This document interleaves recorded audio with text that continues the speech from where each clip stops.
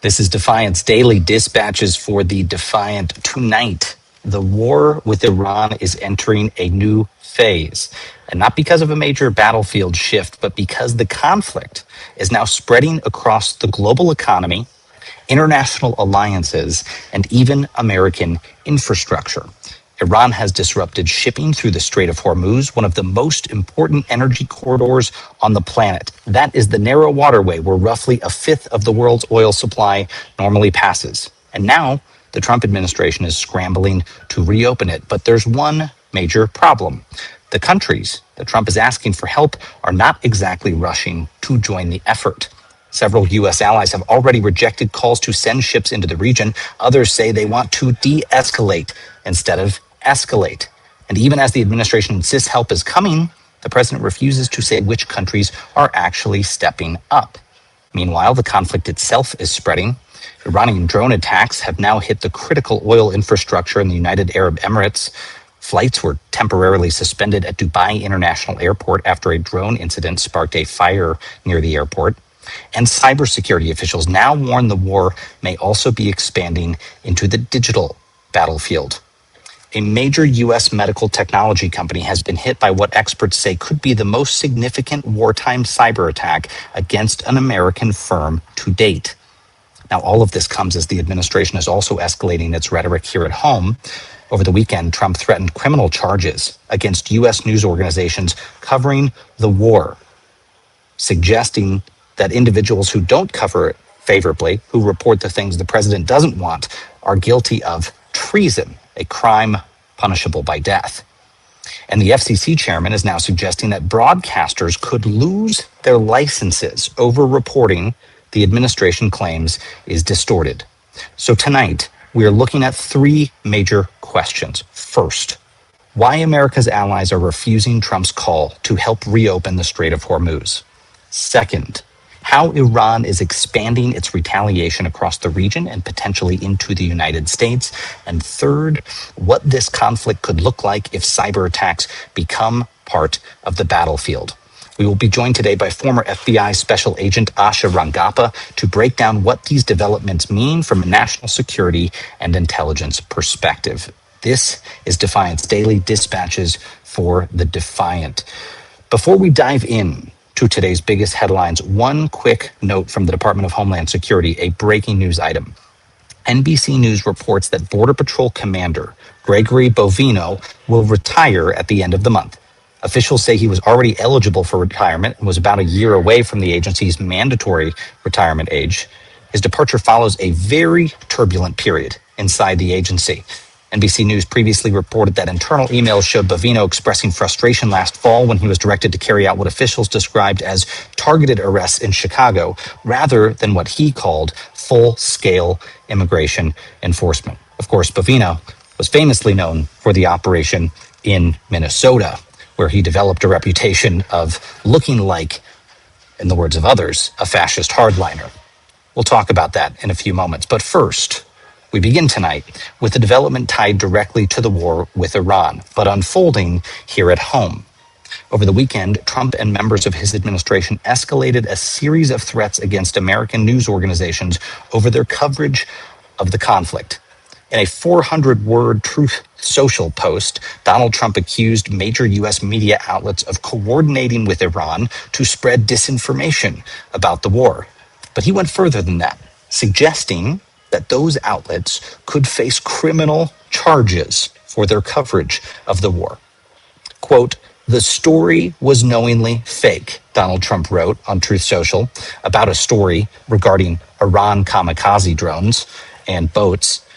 And he said, quote, "Those media outlets should be brought up on charges for treason." Treason, of course, as I noted earlier, is one of the most serious crimes under federal law, carrying penalties that include long prison sentences and even the possibility of the death penalty. The remarks came as questions continue to grow about the administration's handling of the war. The comments also drew immediate alarm from press freedom advocates and members of Congress who warned that using criminal threats against journalists crosses a dangerous line for a sitting president. But the rhetoric didn't stop there. At the same time, Trump was attacking the press online. His Federal Communications Commission chairman was raising the possibility of direct government action against broadcasters. FCC Chairman Brandon Carr warned that networks airing what the administration considers distorted coverage of the war could face consequences when their broadcast licenses come up for renewal. In a post on social media, Carr wrote, quote, broadcasters that are running hoaxes and news distortions, also known as the fake news, have a chance now to correct course before their license renewals come up. The law is clear. Broadcasters must operate in the public interest or they will lose their licenses if they do not. Trump quickly praised the threat, writing that he was thrilled the FCC was examining the licenses of what he called, quote, corrupt and highly unpatriotic news organizations. Legal experts say the comments raise serious First Amendment concerns. Broadcast licenses are issued directly by the federal government, but the Constitution prohibits officials from using that authority to punish news outlets for unfavorable reporting. It's something called the First Amendment.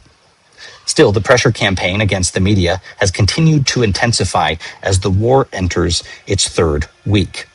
As reported last week, Defense Secretary Pete Hegseth has repeatedly attacked news organizations covering the conflict, and the Pentagon has sharply restricted press access to military briefings and facilities since the fighting began. For journalists trying to report on the war, the result is a growing combination of limited access, political pressure, and direct threats from senior government officials. And as I noted this morning in our article, the pattern follows a familiar trajectory seen in authoritarian systems around the world. What happens first? Well, governments discredit the press. Then those autocratic regimes accuse journalists of criminal behavior. And finally, they threaten and carry out actual punishment. For many observers, the concern now is not simply the rhetoric, but whether those threats will translate into the threatened actions against American news organizations. Because as the war abroad continues to expand, the battle over who controls the flow of information about that war is now unfolding right here at home. I want to bring into the conversation my Defiance.org co-founder, Xander Schultz.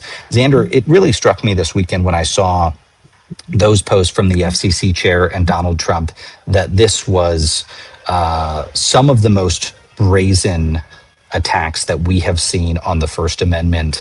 And what's scary to me is that we've become very numb to it because folks have already seen this news story about, well, you know, Brendan Carr, the FCC chair, you know, he's threatening CBS, and then he threatens ABC, and then he threatens NBC. And it's like people are putting that in the back of their mind is that, well, there are all these threats, and not stepping back and appreciating the fact that it's not from some gangster. It's the president of the United States and the guy he has empowered to control the broadcast licenses and what we see and hear in the news. This is just enormously significant, and I want to get your take. Yeah, Maz, I know you love when I get you a nice founding fathers quote. So I thought I'd start with that one. Thomas Jefferson said he'd rather have, this is a paraphrase more than a quote, but he'd rather have newspapers without government than government without newspapers, specifically because an informed public was the last defense against tyranny. I mean, going after journalists is kind of dictator behavior 101, right? This is what we come to expect. It's funny you mentioned becoming numb to this type of news. I am starting to become numb with my anger towards Congress on not being a check. Like, it's not just that Trump is refusing to, you know, or is doing all these authoritarian type things. It's that none of it has been significant enough to the sitting members of Congress in the Republican Party to be the check we need them to be. And I'm not attributing my frustration, anger towards them as much as I am Trump, and they deserve every bit of energy. And, you know, once we get through these midterms, anyone who's up for reelection, we should be punishing them at the polls. But every one of them who sat on their hands, even the senators that aren't up for reelection 2026, we need to remember all of the authoritarian actions that they decided to not organize around, not be the check we needed them to be. I'm feeling numb to kind of Congress's complacency and, you know, their inaction.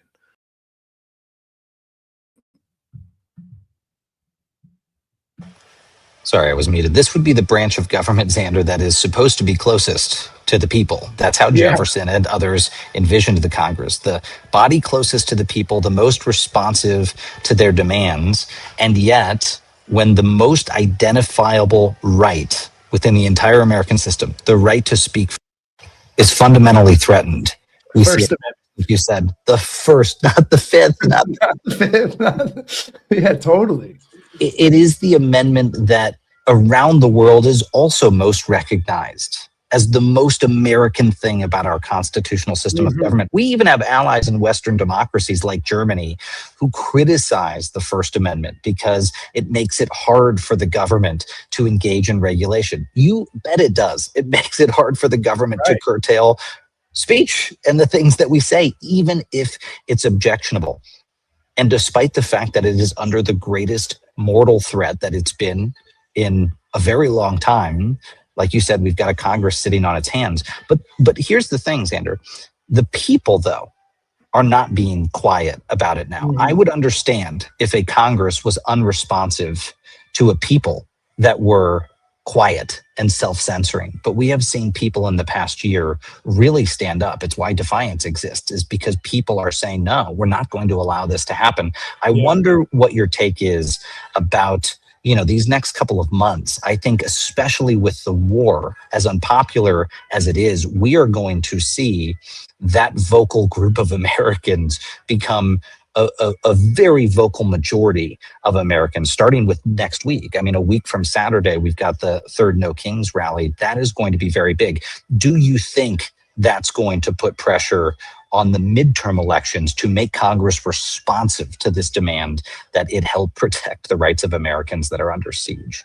Definitely. I actually wanted to pick your brain on this. I had this thought as you were talking about all this. I wonder, to a certain extent, this reminds me a little bit of Trump going after vote by mail with this very poor calculus of who it will ultimately hurt.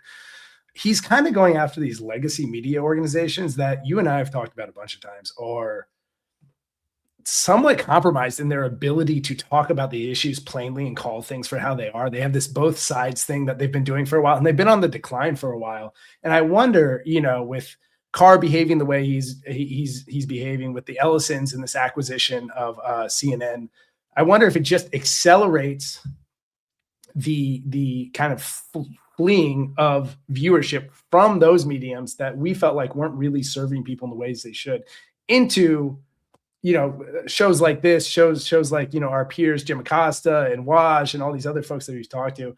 I wonder if this is like, at the end of the day, an accelerant to a migration that is actually probably harmful to him and helpful to democracy. I wanted to get your thoughts there. Yeah, it's a really good point. I think you put it exceptionally well. Helpful to him and harmful to democracy. I feel like that's the entire theme here. I mean, I've got to say that, the whole screed this weekend, this 48-hour, ping pong between the FCC chair and the president seemed to be entirely focused on how to help the president get good coverage and good ratings in the media, and not how to help keep the United States focused on the ball. I mean, just take, for instance, Xander, I want to zoom in for a second on what the president was complaining about. He couldn't stand it that there were news stories about these kamikaze aerial and maritime drones that the Iranians reportedly have. In fact, he said, this is fake news. They don't have kamikaze drones to strike us. Well, I can tell you, Xander, that's a lie. It is true that the Iranian regime does have those types of assets. You don't need classified intelligence information to tell you that. There's clear mountains of open source information to show that they have these capabilities, and including allegations that the Russians are helping them develop these capabilities against us. That's why, as we've talked about, it's so scary that they have closed off the Strait of Hormuz. They don't need to put some giant fence over the thing. It is the threat that they could send explosive-laden boats and drones into that strait that are keeping it closed, that are making those ships not want to go across. And the president wants to pretend that's not a real threat because he wants the oil to resume. He wants people to go risk their lives and drive these explosive boats packed with oil through the strait and to just ignore the truth and ignore the news because he's worried that his war is going to crack the economy. That is dictator level stuff right there. We only hear stories about that throughout history as cautionary tales about what to try to avoid. Now, as far as the what to do about it, Xander, I mean, I want to get your thoughts on how to defy these attacks on the First Amendment. And we've done a lot on that front, backing journalists and combating censorship and urging people to step forward and document abuses of power, all sorts of things. What ways can folks, amidst these unprecedented threats from the federal government against the First Amendment, push back? Well, that was kind of what I was getting at, Miles, is in some ways just making people aware that these legacy media organizations are either compromised, as we've seen with certain organizations that have been acquired, or just are kind of under threat and attack constantly from Carr and the administration. The migration to new media, whether it's Courier and new types of like local journalism, or our peers here on Substack like Acosta or Wash, or like a number of Joe Walsh, a number of the peers that we have. I'm curious if Trump's acceleration of the demise of legacy media is actually helpful in that migration. Sorry, Miles, for kind of putting my question another way. And like in that, maybe our job is just to expose in so many ways and support things that expose what's happening with legacy media to force an accelerant to that migration to new media and new journalism. Yeah, I mean, it's not a bad framing, because I think a lot of people feel like independent media is going to be our way out of this. He can try to, as you know, take over legacy media outlets. He can try to snuff them out of existence with the FCC. They will never be able to do that with independent media, because it is so easy to pick up one of these and to go tell the truth. And they may try. It's too decentralized, totally. It's too decentralized. They may try, but as we know from autocracies throughout history, the harder that they try, the more they will overreach and the more it will backfire on them. So I think you're right, Xander. And it's one of the reasons why, as an organization, we have been doing a lot to go support independent media organizations. And as a number of you heard us talking about, if you joined our coffee on Friday, we've been having conversations about how to even directly fund investigative reporters to look into the stories that matter, seasoned journalists to go out there and to make sure that as these outlets get co-opted, basically by state media and the president's buddies, that we don't lose those investigative reporting capabilities on the issues that matter. So, Xander, those are just some of the things that we're trying to do. Yep. I know you got to keep the show rolling, though. We got more stories to get through. That's right. See you soon. Let me take us to our second one, which is, look, we've got the growing tension between the United States and its allies over the war with Iran. If you were paying attention over the weekend, the president started pressing other countries to send naval forces to help escort ships through the Strait of Hormuz after Iran disrupted much of the commercial shipping traffic through that vital lane. But several U.S. allies are pushing back hard against this, and many of them that Trump is calling on to join the fight are refusing. In fact, Germany rejected the request outright. And here's the defense minister earlier today. We are ready to ensure safe passage through the Straits of Hormuz diplomatically. However, there will be no military participation.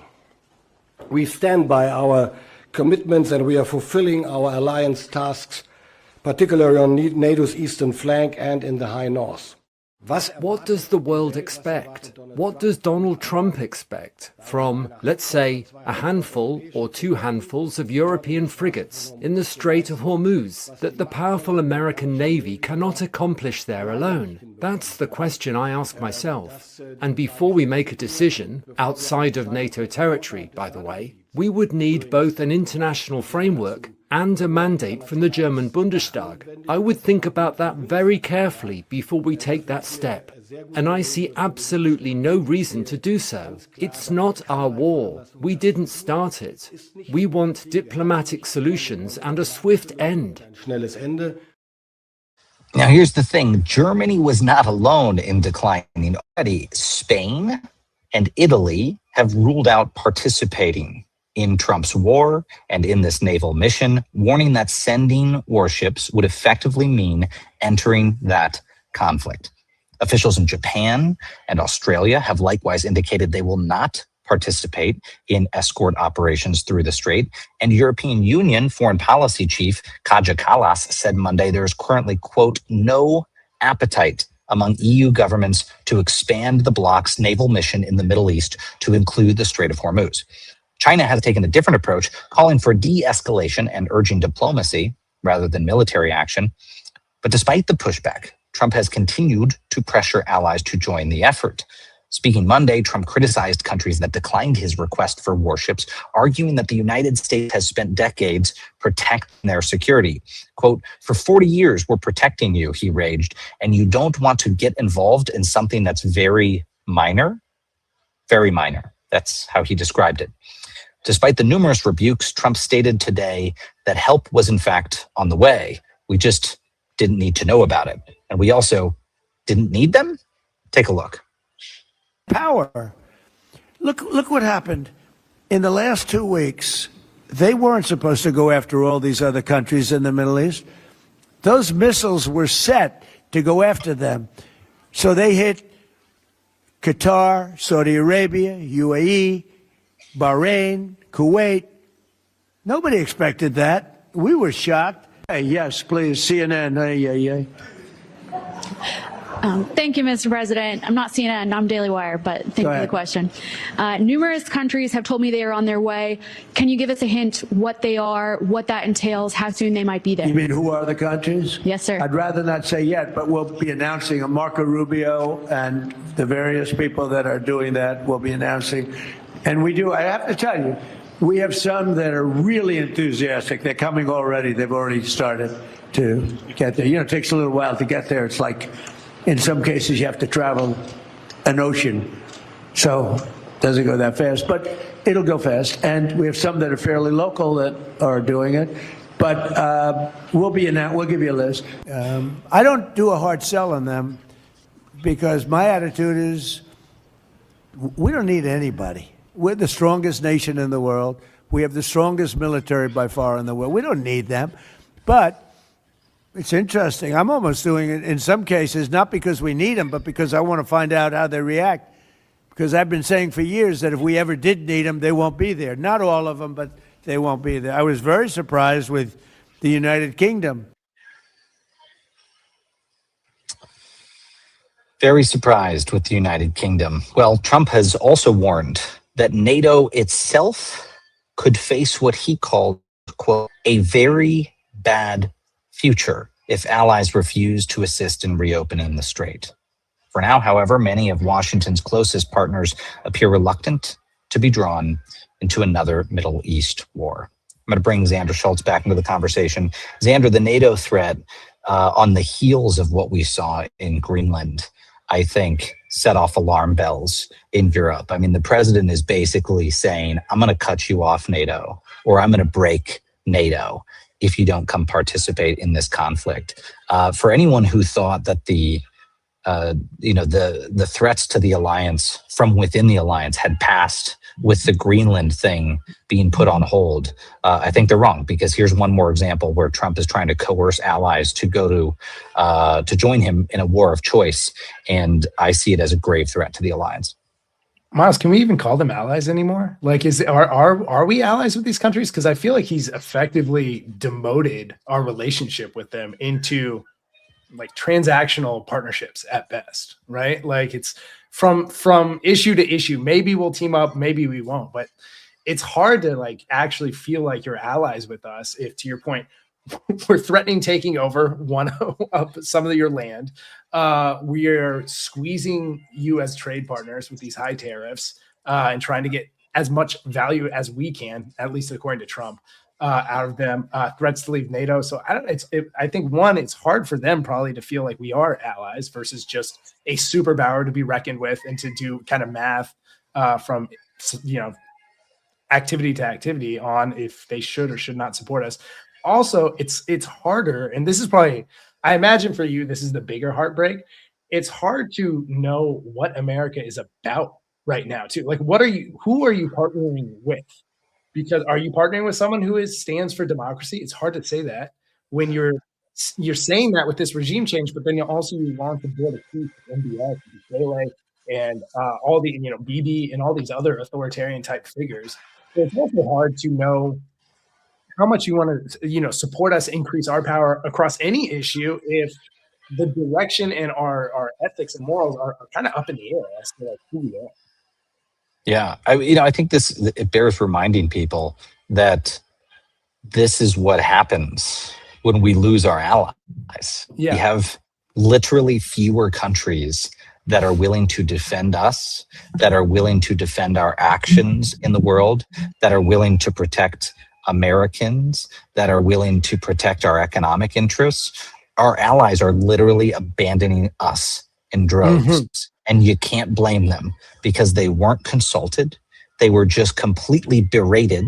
We've threatened to take their territory. We've threatened to take away the support that we give them. We've threatened to take away their security umbrella. And now we're saying, and go send your men and women to die on our behalf. Right. That's lunacy. Right. That's lunacy. That's not a trade. And that stupid behavior is putting all of us in actual danger, in greater danger. And, you and I have talked before about that's going to be a really hard thing to fix on the back end of all of this. I don't care if you're a Democrat or a Republican.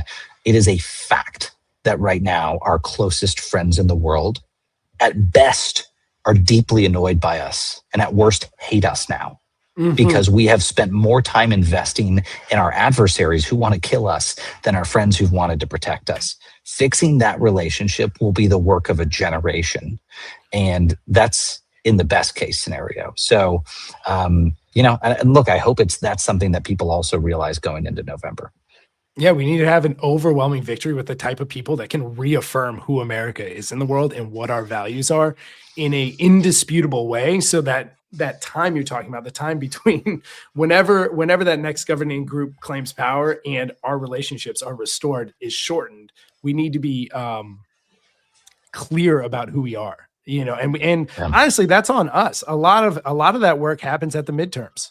A lot of that work, if we can show the world what the American people are about, what we support and we don't support in an overwhelming way, that goes a long way as well. I've talked about this before, but in one of the Vietnam museums about the Vietnamese War, they have a section carved out for the American protest movement. And it's one of the things that restored relationships between those countries so quickly, is understanding that the American people, once properly informed, did not support that conflict and went out of their way and in large numbers to fight against it. And so we as people, on top of our government, have a role to play in restoring not only, obviously curtailing our government, this authoritarian movement, but also restoring relationships across the world.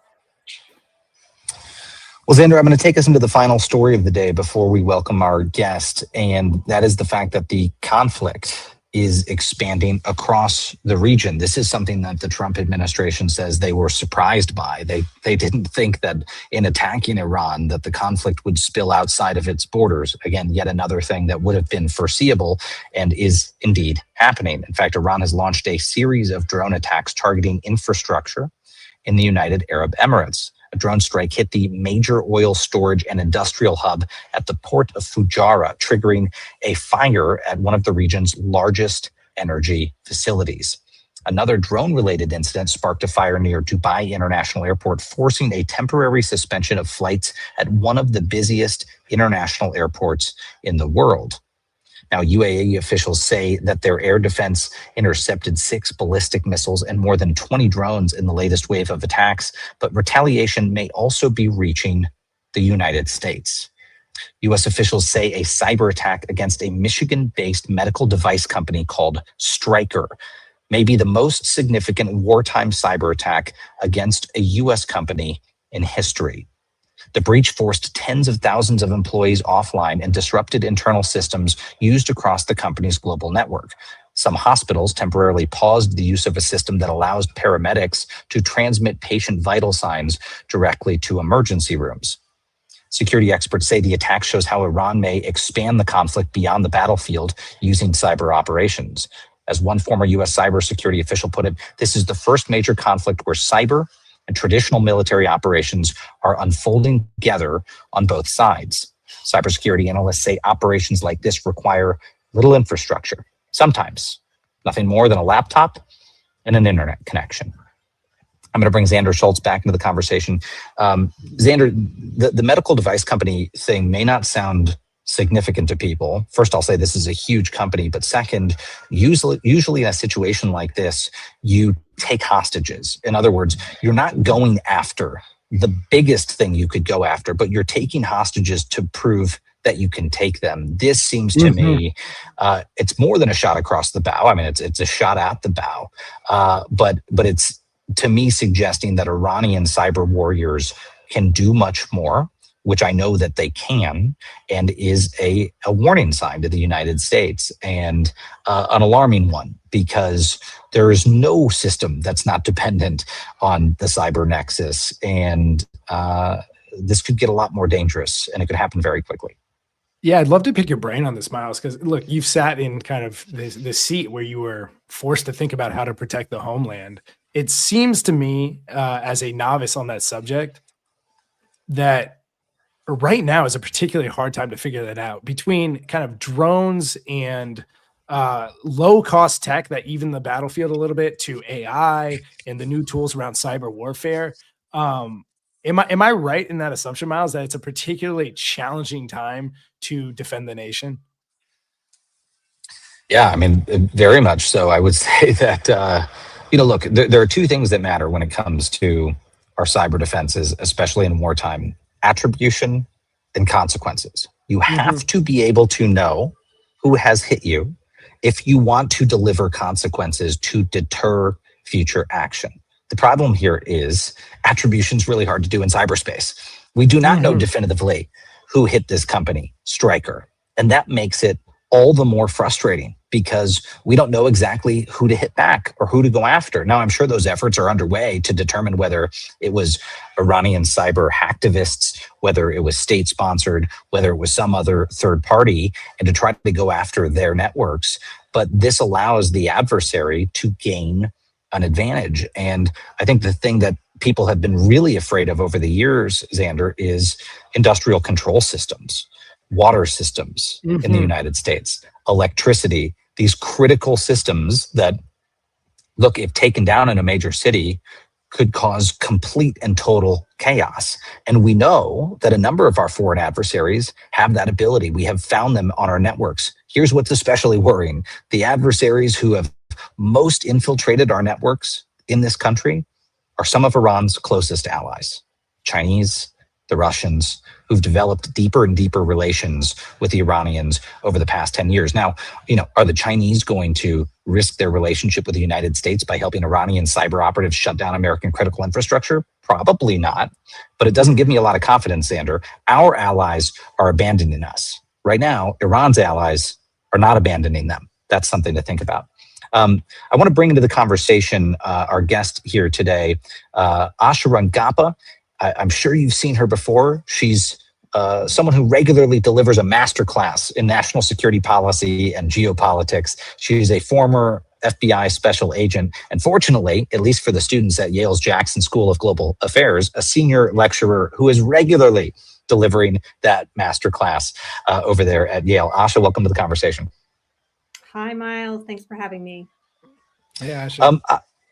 Asha, I want to open up by just asking you about the latest on Iran and this story about the homeland security implications. Of course, this company, Stryker, this medical device company that was attacked, is a large company. This is significant. It's got, a life and death nexus for some of their products with patients. But it seems to me to signal, if it is indeed the Iranians, that they can go much further. It seems to be a way to say, hey, we are here and we can do even more. What's your take? Yeah, absolutely. And, they have done cyber attacks before. After the strike on Qasem Soleimani, there was, I forget which company it was. I think it was like a defense contractor, but they took over the websites, and, like if you logged in, it said like "Death to America" or something like that. I mean, so they're capable of doing this. And as you mentioned before, Miles, this is relatively low cost.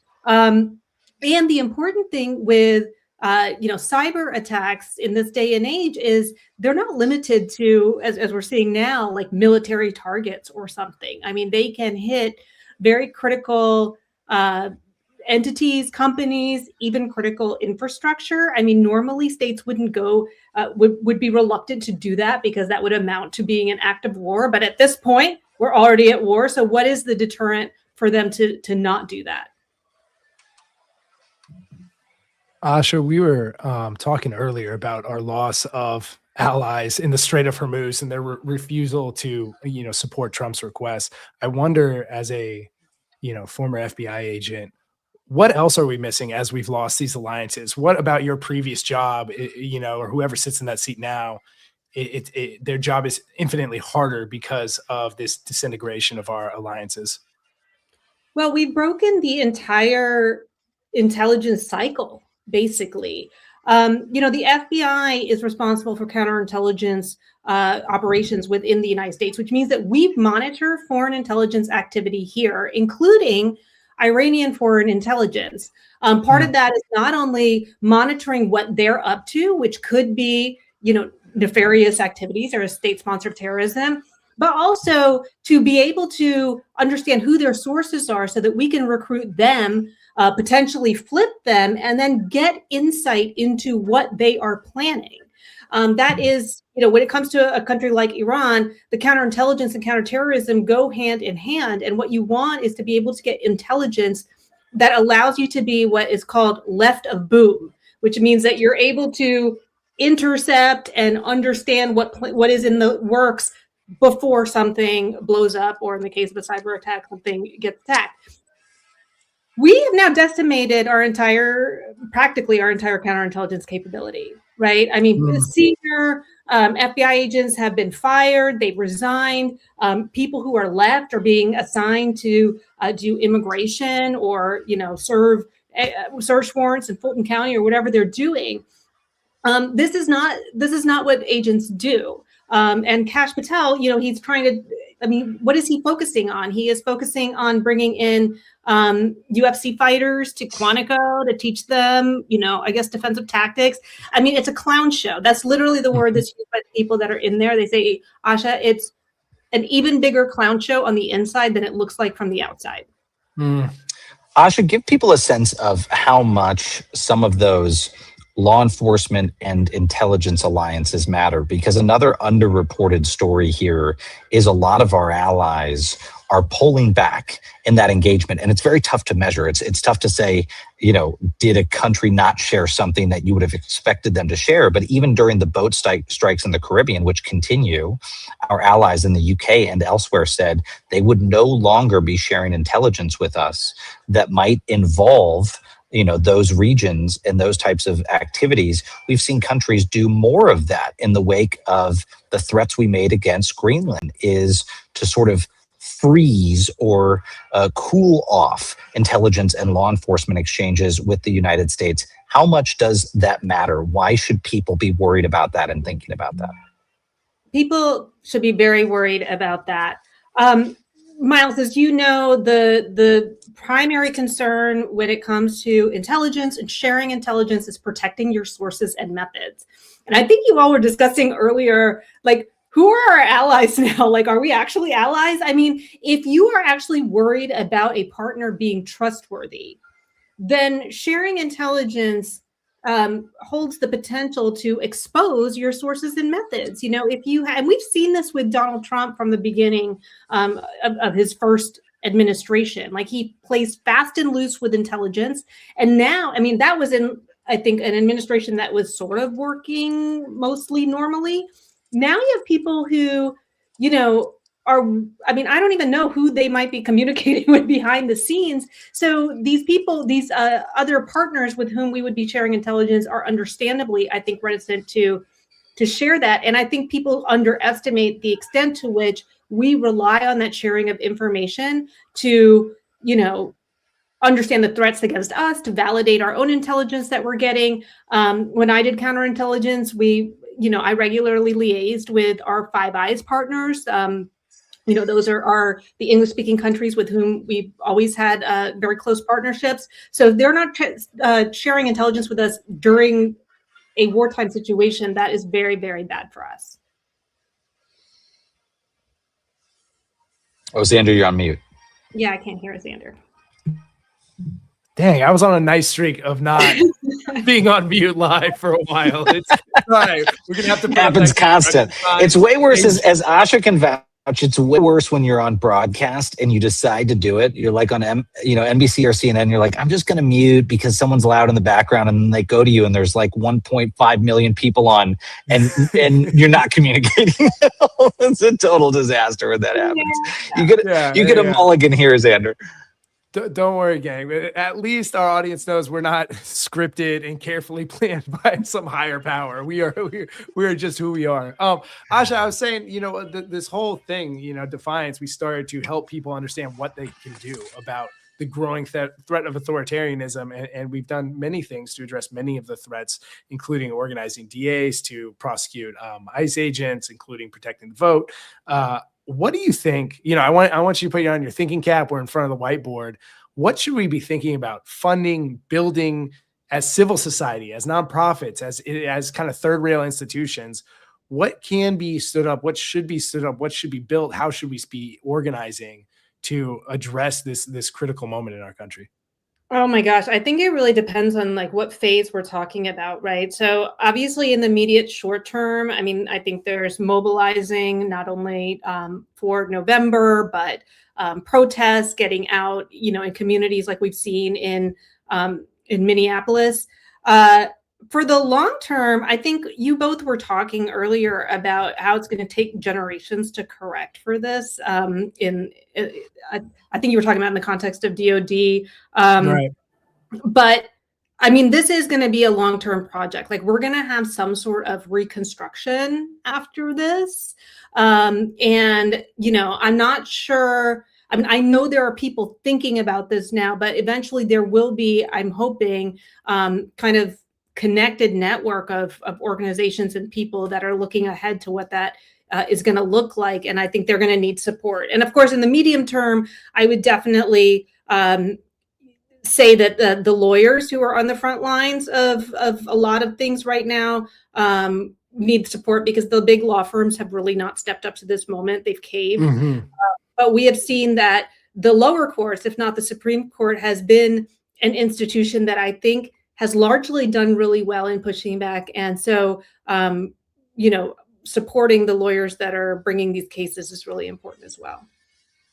I'm so glad you said that, Asha. I mean, I've talked a lot to folks in our orbit about how our own ability to push back as a family would have been completely hindered were it not for patriotic people around the country who decided to help us crowdsource our defense against a blatantly unconstitutional investigation. And that's one of the things that actually gives me heart about this moment, is because he keeps trying to go after elite institutions as a way to undermine the American people's rights. I mean, to go after their First Amendment rights, he has tried to, attack the major media organizations, either by having his friends take them over or having the FCC threaten the revocation of broadcast licenses. But we have independent media. I'm not saying that's the end all be all, but we have a way to say, fine, if you go after these institutions, we can still defy you. You cannot squash free speech. And similarly, on the legal front, I mean, if 20 years ago, folks like me and others of our friends who have been attacked by this administration had faced these threats and could not get a law firm to represent them, could not get one of the major firms to represent them, good luck standing up to the White House. But we're in a moment where people can crowdsource that support, where they can offer help, where you can pull together a world-class legal team without needing one of the law firms that capitulated to the administration. I wonder if you think that pattern is breaking through across the board, if we're seeing more grassroots action against this administration's abuses of power that give you confidence in our ability to withstand this in a way that maybe we wouldn't have if we had seen all of these major institutions bending the knee or being attacked by presidential power. Absolutely. I was listening to your and Xander's discussion earlier about the media landscape, and that's exactly what I was thinking. I was thinking, what if that were happening in a world where we didn't have social media and Substack and all of these other ways to be connected? In other words, if we were atomized, as they would say, where we're just beholden to, these networks, and then it was state capture. That would be a very, very different situation. Like, we still have the ability to share the truth with each other. And I think it's also the same technology that, that allows, these isolated lawyers to come together into big coalitions that then can represent people like you and others who are targeted.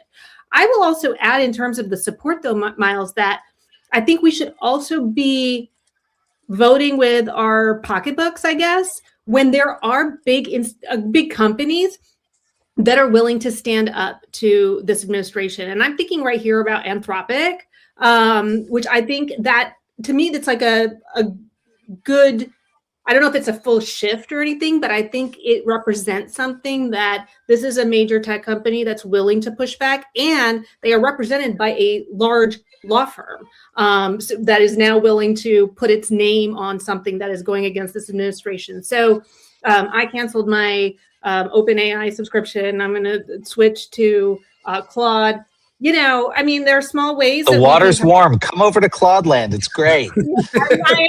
I'm going to do that. But I think, one of the things that is happening is we need to show companies and law firms and all these places, you get rewarded. Yeah. If you stand up for principles and values. That's who we are. And ultimately, even when it comes to the economy, even not just politics, we have a say. And I think it's important to utilize that voice. Well, I got to say, it's some of our allies in this space have helped create those counterpoints really powerfully. In fact, some of the things that we've been proudest to fund have been efforts that our friends in the ecosystem have done to put pressure on corporate America to make sure that they hear, look, there is a consequence to capitulation.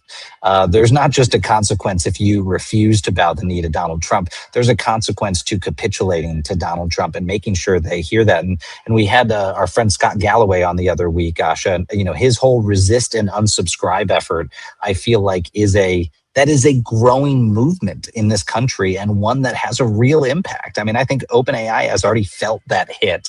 And I think just that one day where OpenAI decided to go capitulate the Pentagon contract that that Anthropic was forced out of, I think it was the single biggest day of Anthropic's growth in the company's existence. Courage gets rewarded, and that's the lesson that they learned. Don't forget. Yeah. Same thing happened with Disney. Mm-hmm. Asha, before we let you go, please tell folks where they can follow you on social media and otherwise. Yes, you can follow me on my Substack, the Freedom Academy. I'm doing a whole series this year on complicity and courage. Miles was actually a guest just a month ago, and he was fantastic. Represented the complicity side. Yeah, she has to keep it balanced. And so she was like, look, come in and tell us about capitulation. No, that's not true. He was one of my featured moral rebels. And I just had Alexander Vindman today. So, you can come in and listen to those guests, and also get a lot of free content. I'm on Blue Sky. I'm on Instagram, but it's really just like my personal life. So, but if you want to see you want to see what I'm cooking for dinner, you can follow me on Blue Sky. So you can follow me in all those places. I love it. I just have to urge all of the folks that are watching Defiance Daily, please do follow Asha. She is fantastic. She is a world-class geopolitical analyst, and also posts some good Insta content. So, follow her in all the different places. But Asha, really, thank you for everything you do, especially in this moment. It means a lot to see people like you standing up. Same. Back at you both. Take care. Thank you, Asha. Thanks for being with us. Xander, we go now to our closing segment of the program, as always, which is who is joining the Defiance. And tonight's unlikely addition to the list of defiant people and organizations is a company whose product is reportedly one of the president's favorite fashion items. Oh, I know where we're going. I'm so excited for this. this. So surprised to see this one. The Wisconsin-based shoe company Florsheim has become something of a status symbol inside the White House. According to the Wall Street Journal, as we talked about a lot last week, Donald Trump has recently been giving Florsheim loafers as gifts to his cabinet members and advisors and lawmakers. And I would say gifts without a wink and a nod if it weren't for the fact that one White House official reportedly said, quote, everybody's afraid not to wear them. I wouldn't consider something a gift if you were afraid of receiving that gift and not wearing that gift. But these shoes that Trump is giving people and demanding that they wear, they run about $145 a pair. And while Trump's inner circle is apparently swapping away their designer brands for these presidential dress shoes, the company itself behind these shoes is now suing the president. Florsheim's parent company, Wyco Group, has filed a lawsuit against the Trump administration over tariffs that the company says have cost them millions of dollars. In fact, the lawsuit accuses Trump of what it calls a, quote, unprecedented power grab after he used emergency powers to impose sweeping tariffs on imported goods. A federal trade court has already ordered the administration to begin issuing billions of dollars in refunds after the Supreme Court ruled the tariffs were illegal. And for Wyco, the impact was immediate. CEO Thomas Florsheim said when the tariffs hit the countries where the companies manufactures the shoes, quote, I literally felt like I had been punched in the stomach. Yeah. The company and says White House it had sales to. aren't making up for it. That's like apparently not. Apparently not, Xander, because the company said they had to raise prices by about 10% as a result. And the president is handing this brand out as a gift inside the White House. But like you said, that apparently doesn't have much of an impact. So anyway, the point being tonight, despite our total shock and surprise, Florsheim and their parent company, the Wyco Group, joined the growing list of businesses pushing back against the administration's policies. And that means, Xander, they are joining the Defiance. And it might mean something else entirely now to wear those Florsheim Oxfords that the president is handing out. I now feel like that is a shoe of the Defiance. Yeah, we're gonna have to co-op that. I think we're gonna have to stop saying surprising before who's joining the Defiance. I don't know if we can call Europe allies anymore, and I don't know if we should be surprised anymore. The guy has screwed over every sector in industry in this country, and every political party. I was at a gun store the other day, and the guys were like, "You think Trump's going to get us out of this war? What the hell is he doing?" I'm like, "Dang, the gun store guys are turning on him." It was pretty, it was pretty intense and universal in their opposition to what he was doing. I was like, all right, yeah, maybe we shouldn't be surprised. Maybe we're going to get that super majority. We just got to keep working hard to make sure that there's a place for them to land where they feel like they're going to be heard, for sure. That's a huge project with all of these kind of new arrivals, right? Big business being one of them that's now fleeing because of the way they were punished with these tariffs. It is a particularly, I don't want to shit on the shoes too much because now they're friends of ours. It's a particularly